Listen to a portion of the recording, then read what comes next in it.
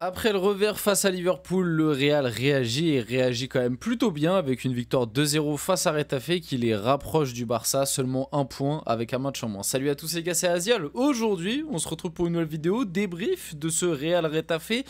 Un match maîtrisé de la part du Real, un match qui était important pour recoller le Barça et même potentiellement leur repasser devant au moment où du coup tu vas pouvoir rattraper ce fameux match de retard face à Valence. Malgré tout, un match un peu frustrant. Voilà, je vais faire un peu la fine bouche. En face, moi je suis désolé, encore une fois, vous allez peut-être dire que je suis pas objectif, je suis un rageux ou quoi, mais en face, j'ai encore vu une équipe absolument ignoble. Oh là là, Retafe, ça a été, franchement, c'est ignoble. C'est ignoble ce qu'on a vu en termes de jeu, même de... Enfin bref, on connaît Retafe. De toute façon, je crois que Retafe, c'était pas l'équipe qui, enfin peut-être c'est toujours le cas, mais qui il y a quelques années était l'équipe qui, en gros, dans les matchs de Retafe, il y avait le moins de temps de jeu effectif, tellement ça jouait quasiment pas. Mais bref, face à une équipe de Retafe que j'ai trouvé quand même faible, très faible. Et pour moi, là où ça peut être un peu frustrant, c'est que pour moi, le Real, tu vois, ce style de match-là, normalement, si tu as des individualités qui sont en forme, etc., tu dois en coller 4 ou 5. En plus, tu as eu les occasions. Franchement, tu dois en coller 4 ou 5. On va parler de Mbappé, on va parler de Bellingham, on va aller faire après un petit tour sur FotMob. Bref, voilà, n'hésitez pas, avant que la vidéo commence, à liker, commenter, partager, vous abonner. Ça fait toujours plaisir, ça aide pour le développement de la chaîne. Et puis nous, on va pouvoir y aller dès maintenant et parler du coup de pas mal de trucs. Déjà, je voudrais commencer par Bellingham. Parce que pour moi, Bellingham, il fait une première mi-temps. Donc malheureusement, il sort à la mi-temps, je crois, par rapport à un... J'ai pas trop compris sa blessure. Je sais pas si c'est pour un coup... parce que pendant un moment, ça parlait de commotion. Je sais pas si c'est pour ça, c'est un coup reçu à la tête ou si c'est pour autre, une blessure ou quoi. Bref, en tout cas, pour moi, Bellingham, première mi-temps, masterclass. Première mi-temps masterclass. Un petit truc aussi qui est important à retenir, c'est que désormais, en tout cas sur ce match-là, Bellingham a tiré le penalty. Voilà, je sais pas comment ça s'est organisé. Je sais pas si Mbappé lui a laissé, j'ai pas vu. J'ai pas vu d'image qui montre que Mbappé lui a laissé ou que juste Bellingham a été désigné le nouveau tireur en l'absence de Vinicius après le penalty raté de Mbappé à Liverpool. Mais en tout cas, on apprend des trucs. C'est que maintenant Bellingham tire les penalties quand Vinicius n'est pas là. En tout cas, ça a été le cas sur ce match-là. Et que Bellingham a fait, moi je trouve, une très très grosse première mi-temps. Honnêtement, j'ai beaucoup aimé le match de Bellingham. Mbappé a été élu homme du match. Bon, ça c'est comme d'habitude. C'est Mbappé en fait quand il marque, je crois que c'est une règle de la Liga. Et on l'a pas lu, tu vois, parce qu'on lit pas les règles. Mais tu vois, en fait, je pense que dans le règlement de l'arbitrage de la Liga, en fait, quand Mbappé marque un but, il doit être élu homme du match. Voilà, c'est automatique, c'est un truc. Mais ouais, en vrai, le match de Bellingham, même s'il fait qu'une mi-temps, ça aurait pu... Parce qu'en plus, Bellingham, il met un but, une passe D, donc ça aurait pu mériter le titre d'homme du match, même s'il fait qu'une mi-temps. Mais sinon, après, il y a d'autres individualités qui ont bien performé. Moi, j'ai beaucoup aimé le match de Ceballos. J'ai beaucoup aimé le match de Raúl Asensio. Une première mi-temps un peu décevante de Rodrigo Brahim. Je vous montrerai la compo et tout après, parce que comme je vous l'ai dit, on ira faire un petit tour sur FotMob. Là, je parle un petit peu d'instinct, j'ai envie de dire. Mais j'ai pas... La première mi-temps, surtout de Brahim. La première mi-temps de Brahim était pas dingue. Deuxième mi-temps, c'était un peu mieux. Arda Güler, qui est rentré à la place de Bellingham, je trouve que... un peu forcé. Tu vois, il y a des moments où il force un petit peu le jeu. J'ai pas trop aimé la rentrée d'Arda Güler. Même si bon, ça va, c'est pas non plus par rapport au match face à Liverpool, voilà. On peut aussi parler un peu de la gestion d'Ancelotti face à Retafe, même si la deuxième mi-temps est moins gérée, parce que c'est vrai que ça je l'ai pas précisé, mais le Real Madrid a géré son match. La première mi-temps, tu as quand même dominé cette équipe de Retafe, même si tu t'es pas procuré pléthore d'occasions, voilà, tu as quand même dominé cette équipe de Retafe. Deuxième mi-temps, c'était un peu plus décousu, c'est-à-dire que je trouve qu'en deuxième mi-temps, le Real a eu limite plus de situations chaudes. Peut-être pas d'occasion, mais il y a eu plus de situations chaudes. Par contre, tu as aussi subi beaucoup plus. Il y a Retafe qui touche 2 fois le poteau. Il y a notamment une action, là, la frappe du bon vieux Patrick. Le bon vieux Patrick qui fait barre poteau, où franchement, aller dedans, c'est pareil. La frappe est magnifique, Courtois a été battu. Mais ouais, par rapport à la gestion d'Ancelotti, seulement 2 changements. Sur un match comme ça face à Retafe, où tu es quand même supérieur, tu es au Bernabeu, il y a 2-0. Seulement 2 changements, et en plus sur les 2 changements il y en a un où c'est Bellingham qui sort sur blessure, donc qui est contraint avec la rentrée d'Arda Güler. Donc en fait c'est un changement, sachant que j'ai vu des joueurs commencer à bien tirer la longue. Je peux parler de Valverde, on peut parler de Rudiger, même finalement Mbappé, hein. Mbappé il enchaîne là, il enchaîne les 90 minutes, donc voilà, c'est Rodrigo qui est sorti à la place de Luka Modric, mais on le verra un petit peu après.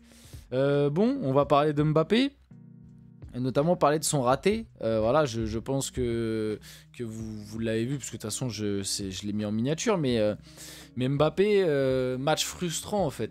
Je pense que frustrant c'est le bon mot, parce que oui il y a du mieux, oui on a vu un Mbappé un peu mieux, plus en jambes, tenter plus de trucs. Alors déjà pour moi il y a 2 trucs. C'est qu'il y a le Mbappé avant son but et le Mbappé après son but. Mbappé avant son but, j'ai vu exactement le même Mbappé qu'à Liverpool. C'est-à-dire que c'était très compliqué. Franchement, le début de match d'Mbappé, il partait sur une réelle disaster class, hein. C'était très compliqué. Et puis une fois qu'il y a eu son but, qui est d'ailleurs très beau. Honnêtement, le but d'Mbappé est très beau. Voilà, il passe son défenseur en vitesse, il lui passe devant, il met son corps en opposition, frappe enroulé extérieur de surface. Enfin j'allais dire petit filet, non, poteau rentrant, même ça touche le poteau. Franchement le but est beau, la frappe est belle. La passe de Bellingham aussi est magnifique.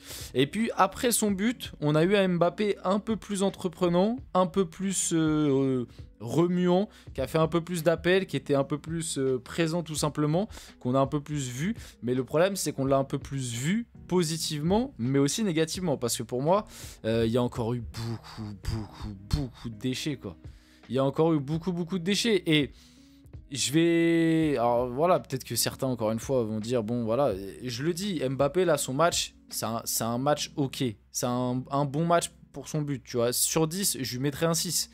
Mais il y a beaucoup d'occasions. Il y a l'occasion que j'ai mis en miniature qui est immanquable. C'est pas normal pour un joueur, surtout un joueur comme Mbappé, de rater ce style d'occasion. Mais même pour un joueur de foot tout court, de rater ce style d'occasion, c'est pas normal. Il a raté aussi une ou deux grosses occasions. Il y a quand même beaucoup de déchets dans le jeu d'Mbappé. Et si jamais il s'appelle pas Mbappé, je pense que on est beaucoup plus critique vis-à-vis de ça. Même je te parle de la gestion d'Ancelotti, hein. Si jamais c'est Brahim Diaz qui fait le même match qu'Mbappé, je suis sûr et certain que Brahim Diaz il sera à la 70e, tu vois, par exemple. Donc, enfin, pas dans ce match-là, parce qu'apparemment Ancelotti avait envie de faire entrer personne, mais dans un match un peu plus banal, un peu plus normal. Donc voilà, et encore une fois, je vais le dire, un Mbappé en forme, ou alors un Vinicius, sur ce match-là, face à cette équipe de Retafe, il t'en colle 2 ou 3, mais facile. Donc là, il marque un but, c'est bien, parce que comme j'ai dit, une fois qu'il a mis ce but, on l'a senti un peu mieux, un peu plus dans le match, un peu plus en jambes, un peu plus remuant. Donc c'est positif, ça peut être encourageant pour les prochaines échéances, mais ce match-là reste quand même, je trouve, très ok, quoi. Un 6 sur 10, c'est pas plus. Pour moi, ça mérite pas, ça mérite pas un titre d'homme du match. Pour moi, il y a des mecs du Real qui ont été bien meilleurs que lui. Donc voilà, on a quand même eu un peu de mieux, mais j'ai envie de te dire, encore heureux qu'on ait un Mbappé un peu meilleur face à ce Retafe-là, au Bernabeu et tout. J'ai envie de te dire... que c'est le minimum syndical, même si comme Mbappé, on le voit un petit peu dans les tréfonds ces derniers temps, on se dit que le minimum syndical c'est quand même bien, mais voilà, il y a encore beaucoup de déchets, etc. Donc moi je peux pas me contenter juste de ça pour Kylian Mbappé, même si comme j'ai dit, il y a un petit peu de mieux, tout ça. Donc bon, maintenant que j'ai dit on va faire un petit tour sur FotMob. On va faire tranquillement un petit tour sur FotMob, histoire de montrer un peu les stats. Donc, comme je vous l'ai dit, le Real a quand même globalement dominé la rencontre. On le voit là. Voilà, tu vois. Bon, Retafe en fin de match a quand même bien poussé. C'est ce que je vous expliquais un petit peu juste avant. Ça correspond aux 2 poteaux. Et la fin de match un petit peu plus décousue du Real et Retafe qui, en vrai, aurait pu marquer un but, hein. Retafe aurait pu marquer un but en fin de match et peut-être un petit peu mettre la pression. Mais globalement, quand tu vois les stats, voilà, c'est totalement mérité. Le Real Madrid mérite cette victoire. Mais comme j'ai dit, seulement 2-0, c'est un peu frustrant. Parce que tu avais quand même largement de quoi mieux faire. Et comme je l'ai dit, hein, donc Mbappé buteur, mais Mbappé a encore une fois eu beaucoup de déchets, a beaucoup raté. Et pour moi, il peut encore... Enfin, c'est très frustrant. Le mot parfait, vraiment, c'est frustrant. Et normalement... C'est voilà, il devrait faire un peu mieux, je trouve personnellement. Donc voilà un petit peu, comme ça aussi vous avez la compo et les notes faites par Fotmob, donc bon, voilà. Raúl Asensio, très bien noté, en même temps il a été bon, j'ai bien aimé. Mais le truc qui est paradoxal, c'est que moi je trouve sur ce match-là, les 3 meilleurs, c'est ces 3-là. C'est Bellingham sur sa première mi-temps, Ceballos et Asensio. Et ces deux-là, Asensio, Ceballos, c'est 2 mecs qui, en cas de non-blessure, ne joueraient pas. Ceballos, les gars, moi je comprends pas comment ça se fait qu'il a aussi peu de temps de jeu du côté du Real. Alors à chaque fois je le vois jouer, il est pas dégueu. Enfin pour la Liga, tu vois, je te demande pas la Ligue des Champions. Mais en Liga, je comprends pas pourquoi un Ceballos a pas plus de temps de jeu personnellement. Bon bref, on finit la vidéo là-dessus. J'espère que cette vidéo vous a plu. Si c'est le cas, n'hésitez pas à la liker, commenter, partager et vous abonner les gars. C'était Azial. On se retrouve très rapidement pour une prochaine vidéo.